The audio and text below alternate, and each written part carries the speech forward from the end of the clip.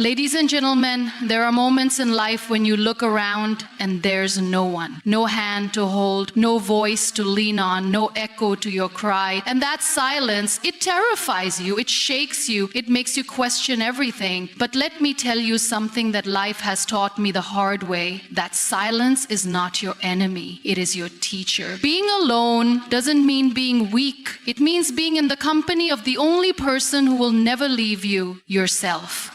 Solitude reveals your true strength. It's in those moments when the world goes quiet, when the calls stop coming, when the noise fades and the crowd disappears. That's where you meet yourself. And the first time you do, it's uncomfortable. It feels unnatural, even cruel, because for so long, we've been conditioned to measure our worth by how many people surround us, how many likes we get, how many conversations we're a part of. So when the chatter stops, it almost feels like a punishment, but it's not. It's a doorway.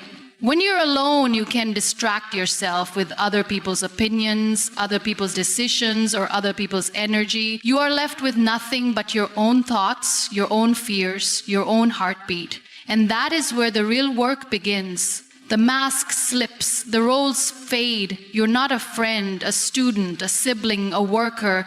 You're just you. And it's raw, it's real, and it's powerful. Most people never make it past that stage. The silence becomes too loud, the reflection too sharp, so they run back to noise, to people, to chaos, anything to avoid that deep, honest confrontation with themselves. But the ones who stay, who sit in that solitude and say, okay, show me who I really am, those people come out different, stronger, sharper, clearer. Because strength doesn't come from lifting weights or giving speeches or winning arguments. It comes from being able to sit with your pain, your confusion, your questions, and not flinch. Solitude forces you to become your own guide. You learn to self-soothe, to self-motivate, to self-correct. You stop waiting for validation. You stop seeking applause. You begin to move from a place of conviction rather than comparison. There's a solidness that grows inside you when you no longer need anyone to tell you you're doing okay. You just know because you've seen yourself at your lowest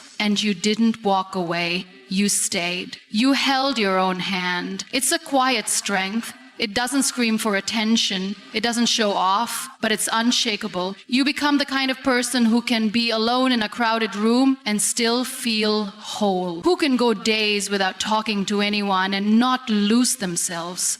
Who doesn't crumble when someone leaves because they never depended on them to begin with? That kind of strength doesn't come from comfort. It comes from isolation, from the grind of facing your own demons and refusing to let them win. And solitude isn't just about sitting in silence. It's about the internal shift that happens when you stop outsourcing your strength. It's about learning to trust yourself, to back yourself, to be okay with not having all the answers, but knowing you'll figure it out.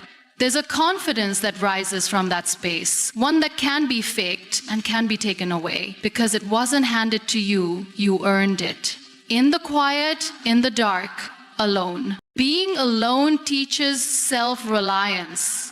When you're no longer surrounded by people telling you what to do, how to feel, or where to go, something unexpected happens. You start figuring it out on your own. At first, it feels like being dropped into the middle of nowhere with no map, no compass, and no one to ask for directions. But then you realize the directions were never supposed to come from outside. They were always inside you, buried under layers of noise, expectation, and constant dependence on others. Self-reliance doesn't mean becoming cold or cutting people off. It means being able to stand tall, even when no one is there to support you. It's learning how to make decisions without needing approval, how to motivate yourself without waiting for someone to cheer you on, how to survive a storm without calling for help every 5 minutes. And the only way you learn that is by being alone long enough to stop relying on external crutches. There's a part of you that wakes up when you realize nobody's coming to save you. It's not a bitter realization, it's a liberating one. You stop waiting, you stop hoping for someone to fix things for you. You stop outsourcing your power, and instead you roll up your sleeves and start building. Whether it's your mindset, your career, your healing, or your future, you stop depending on others to carry the weight. You lift it yourself. Even if your hands shake, even if your knees wobble, you lift anyway. Being alone forces you to become resourceful. Suddenly, you can't just vent to a friend every time something goes wrong. You have to process it on your own. You have to sit with your emotions and make sense of them without someone spoon-feeding you comfort. And that's not easy. But it builds a different kind of mental muscle. You start solving problems with your own logic, not by recycling someone else's advice. You make mistakes, sure, but they're your mistakes. And you learn from them in a way that no external opinion ever could taught you. You also start understanding your limits and your strengths on a whole new level. You notice patterns in your behavior. You see how you react under pressure, how you recover after failure, and how you adapt when things don't go as planned. There's no hiding, no deflecting, just you showing up for yourself over and over again. And that kind of consistency, that's what breeds real, unshakable confidence. You stop needing people to tell you who you are or what you're worth. You define it for yourself. You stop chasing support because you've already built it inside you. You stop fearing solitude because now you see it as a sanctuary, not a punishment. A place where you grow, sharpen, and become the kind of person who doesn't crumble just because someone didn't show up for them. Because you show up for yourself. You begin to rely on your own judgment. You trust your gut. You start seeing yourself as capable, even when the odds are against you. And the most beautiful part, you no longer fear failure because you know you can pick yourself back up without waiting for someone else to notice you fell. Self-reliance isn't about isolation. It's about independence. It's about standing in your own power and saying, I've got me, and actually meaning it. Silence is a powerful teacher. It doesn't yell, it doesn't rush, it doesn't spoon-feed you answers. It just sits there, quiet, steady, and often uncomfortable. But within that discomfort lies its brilliance. Because silence doesn't distract you, it reflects you. Every thought you've buried, every doubt you've ignored, every emotion you've numbed, silence brings it all to the surface. And that's where the real learning begins. In a world obsessed with noise, constant updates, endless scrolling, never-ending conversations, silence feels almost threatening. People fear it because it forces them to face the parts of themselves they've been avoiding. It's much easier to drown your thoughts in other people's opinions than to sit down and ask, what do I really think? What do I really feel? Silence strips away the fluff. It demands honesty. Brutal, uncomfortable, necessary honesty. When you're in silence long enough, you begin to hear your own voice again. Not the one shaped by society, not the one echoing your parents or your teachers or your friends, but your voice. The raw, real version of it. And at first it sounds unfamiliar, like hearing a distant melody you forgot you knew, but the more you listen, the clearer it becomes. That voice becomes your compass. It tells you when you're lying to yourself. It tells you when you're not living up to your potential. It tells you when it's time to let go or when it's time to fight harder. And it only speaks clearly when the noise is gone. Silence is also where your resilience gets tested. When there's no one to validate your pain, no one to cheer you on, and no one to soften your fall, you start realizing how much of your strength depends on noise. And when that's gone, you're left with just you. And the question, now what? And that's a tough place to be. But it's in that place that grit is born. Not the fake kind of toughness you put on for show, but the quiet kind, the type that holds you together when everything else is falling apart. You also start noticing things you never did before. In silence, the world slows down. You catch the way sunlight hits your room at a certain hour. You feel the rhythm of your own breathing. You notice the weight of your own presence. There's a beauty in that stillness, in learning to exist without performing. You're not entertaining anyone. You're not trying to prove anything. You're just being. And for many people, that's the hardest thing to do. Just exist without needing to impress or please or achieve. Silence humbles you. It shows you that you don't know as much as you thought. It reveals how dependent you've become on other people's noise to fill the gaps in your confidence. It makes you question things, your purpose, your choices, your habits. It gives you space to tear down old beliefs and build better ones. It doesn't judge. It just waits patiently until you're ready to listen. And eventually, silence doesn't feel like the enemy anymore. It starts to feel like home, a place where you can recharge, a place where your soul can breathe, a place where growth happens quietly but deeply. Because sometimes the biggest changes in life don't come from dramatic events or loud realizations. Sometimes they come from sitting in a room with no sound, no distraction, and finally hearing yourself think. Pain in isolation builds resilience. There's a certain kind of strength that doesn't grow in front of an audience. It doesn't bloom in comfort or applause. It takes root in the quiet agony of being alone with your pain, in the raw moments when no one is watching and no one is coming to rescue you. That's where resilience is born, not in the ease of healing, but in the brutal honesty of enduring.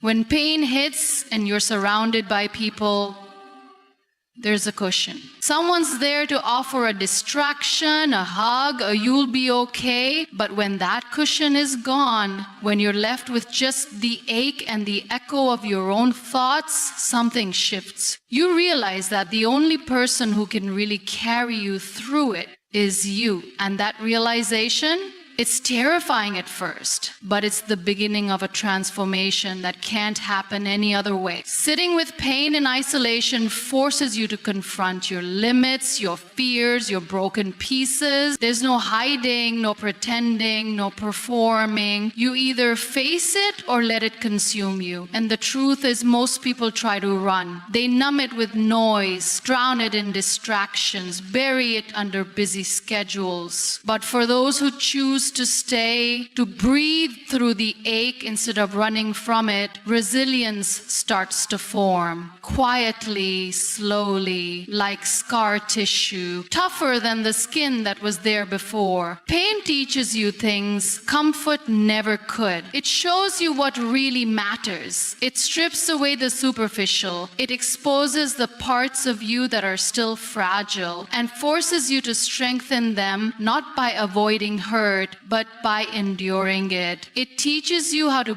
bend without breaking, how to keep moving forward even when every step feels like it's being taken on shattered glass. And when you do that alone, with no one holding your hand, it carves something unshakable into your soul. You learn how to rebuild piece by piece with no blueprint but your own instincts. You learn that the world doesn't stop when you're in pain. And that's okay, because you learn how to keep going anyway. You learn how to breathe through anxiety, how to cry without shame, how to sit in the darkness long enough to realize you don't need someone else to bring you the light. You can create your own.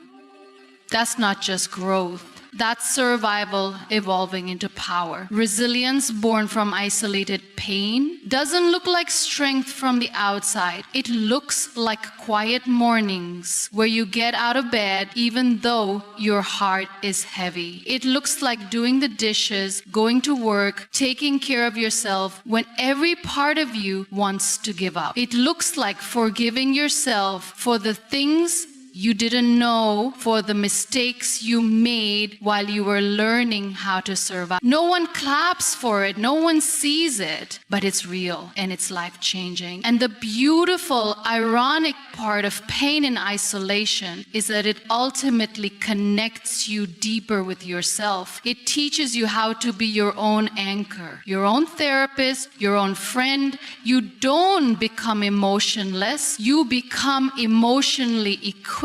You still feel everything, maybe even more deeply than before, but now you know how to carry it without falling apart. You know how to hold space for your emotions without letting them consume you. You know how to feel pain without becoming it. Growth happens when no one is watching.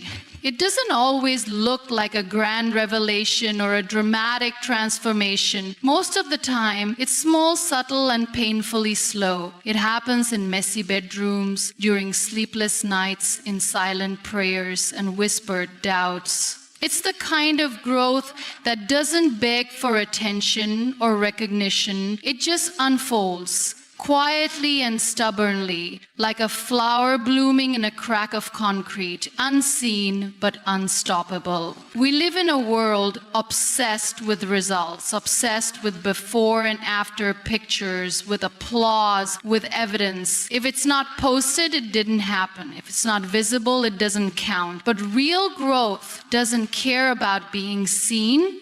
It cares about being felt. It shows up when you choose to keep going, even when there's no one cheering you on. It builds when you make difficult choices, not because someone told you to, but because your soul knew it was time to level up.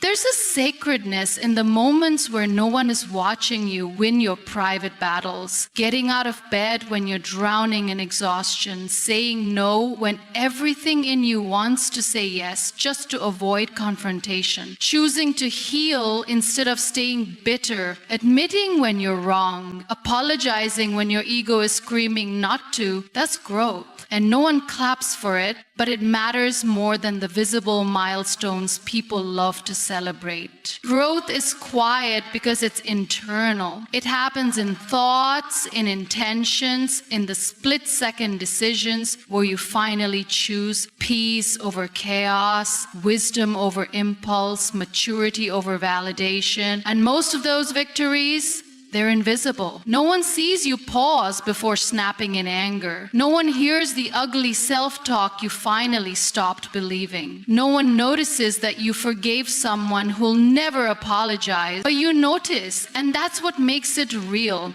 The problem is, we're taught to measure our progress by how others react. We crave feedback, approval, applause, but real evolution is deeply personal. It doesn't always come with certificates or medals. Sometimes it just looks like feeling slightly better than you did yesterday. Sometimes it's crying in the shower. Not because you're weak, but because you're finally letting go. Sometimes it's walking away from what's familiar because you've outgrown it, even if no one understands. When no one is watching, you also learn who you really are. There's no pressure to perform, no need to pretend. You're free to make mistakes, to experiment, to fall and try again. And without the gaze of others, you begin to build a relationship with yourself. You learn your rhythms, your triggers, your patterns. You start listening more closely to that inner voice, the one that doesn't care about trends or opinions, the one that's been quietly waiting for you to trust it. And here's the thing about silent growth. It lasts because it wasn't built for show. It was built for strength. It wasn't shaped by fear of judgment. It was shaped by experience. It doesn't crumble when no one praises it because it was never dependent on applause. That kind of growth is solid. It roots you. It prepares you.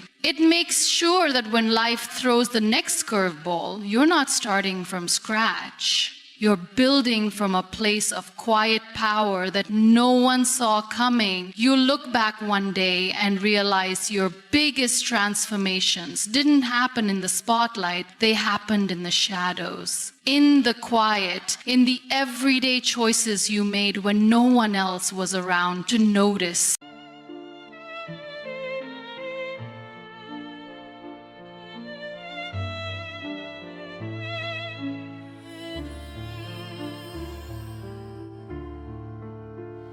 Beneath the stars we whisper dreams. A violin plays soft, it seems. The night unfolds its velvet wings. We dance on air like fancy things. A crescendo builds with every beat. Our hearts, they dance in perfect heat. The world is ours in silent screams. We're floating high on whispering dreams. Together we are one sweet song. The night won't be too late, too long. Our melody will carry on in every note where we belong. The orchestra, it swells to life. The strings, they cut the dark like a knife. Your voice an echo in my soul. In every verse we find the goal. Oh, violins, they cry so pure. In every touch we find the cure. Your hand in mine, the music flows. In whispered dreams, the magic grows. Together we are one sweet soul. The night won't be too